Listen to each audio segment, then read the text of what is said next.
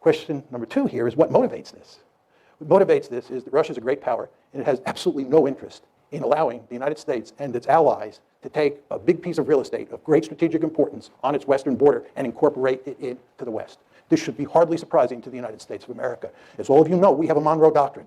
The Monroe Doctrine basically says that the Western Hemisphere is our backyard, and nobody from a distant region is allowed to move military forces into the Western Hemisphere. I can tell from looking at the audience that most of you are old enough to remember the Cuban Missile Crisis like I am. You remember how we went stark raving crazy at the idea of the Soviets putting military forces in Cuba? This is unacceptable. Nobody puts military forces in the Western Hemisphere. That's what the Monroe Doctrine is all about. Can you imagine 20 years from now a powerful China forming a military alliance with Canada and Mexico and moving Chinese military forces onto Canadian and Mexican soil, and us just standing there and saying, this is no problem. We're all 21st century people, and worrying about Chinese forces there is what 19th century people like Vladimir Putin worry about.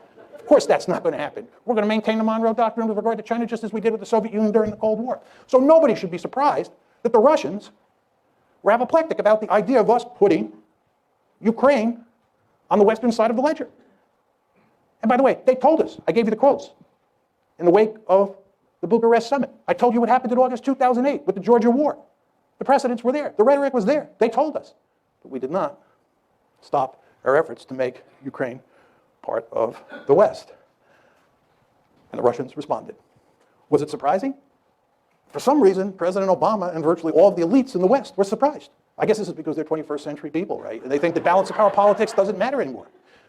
If you think these people in Washington and most Americans are having trouble dealing with the Russians, you can't believe how much trouble we're going to have with the Chinese. I'm very popular in China. I go to China quite often. And I usually start my talks by saying it's good to be back among my people, because when I'm in China, I'm intellectually much more at home there than I am in Washington, because in Beijing, much like in Moscow, you're dealing with 19th century people like me. Whereas in Washington, you're dealing with 21st century people. I think the Chinese are going to eat our lunch, right? I had some quotes from the New York Times that really capture what we're doing. I won't leave them up there, but they make it very clear that we're playing hardball with the Russians. This was a Times piece last year that gave a good synoptic version of the Obama administration's thinking on how to deal with this crisis. Now, what should be done? My view is we should create a neutral Ukraine, which is a buffer state between NATO and Russia. Basically, what I'm talking about is going back to the status quo ante, before we got this foolish idea in our head that we could peel Ukraine away from Russia and make it part of NATO, make it part of the EU, make it more generally part of the West. We should work to create a situation where Ukraine is neutral, and it's a buffer state. Just to go back to my simple or simplistic graphic, depending on your views, right? This is how I think about European security. This is what you want. You want NATO to include France, Germany, and Poland. You want Ukraine as a buffer state, and then you want Russia on the eastern flank of that border state. And this is not what you want. You do not want a divided Ukraine where Western Ukraine is in NATO, Eastern Ukraine is in Russia, and the Russians and the Americans, who hate each other at that point, are eyeball to eyeball on the Dnieper River. Not a good idea. How do you get to this end? Very simple. Explicitly abandon NATO expansion. By the way, NATO expansion is dead. I've talked to countless policymakers who say this. It's dead. But what we have to do is explicitly abandon it. Say it is not happening. We have to fashion an economic rescue plan for Ukraine that includes Russia, the IMF, and the EU.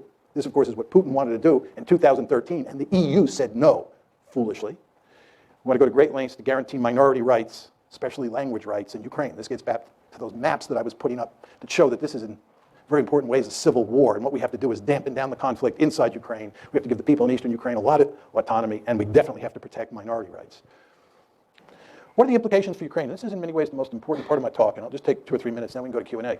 When I give this talk, many people in the West think that there's sort of a deep-seated immoral dimension to my position, because I'm blaming the West and not Putin, who certainly has authoritarian or thuggish tendencies. There's no question about that.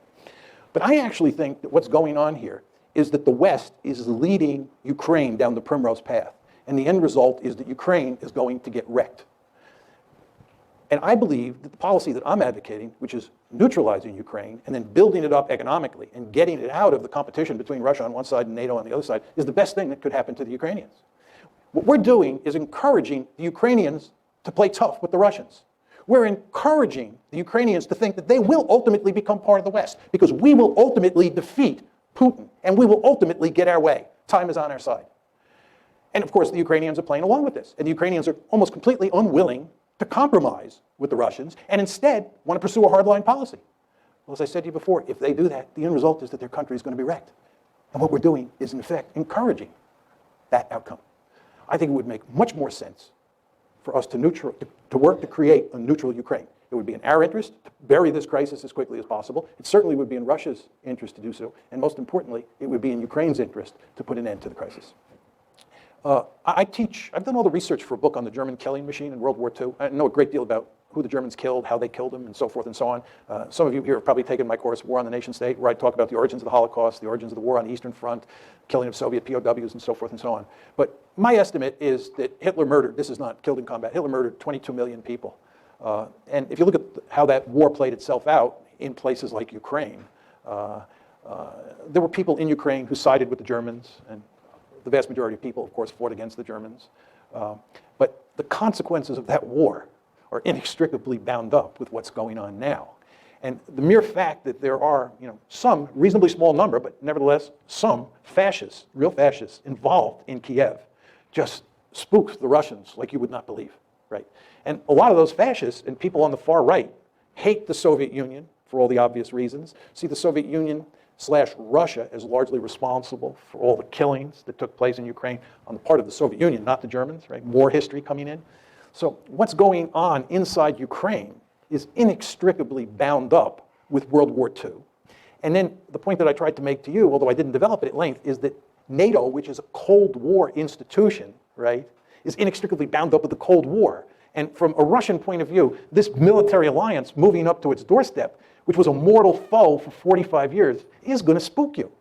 And if you have a coup in Kiev and some of the people who come to power have fascist tendencies or are fascists, however you want to define that term, it's going to have really huge consequences, right?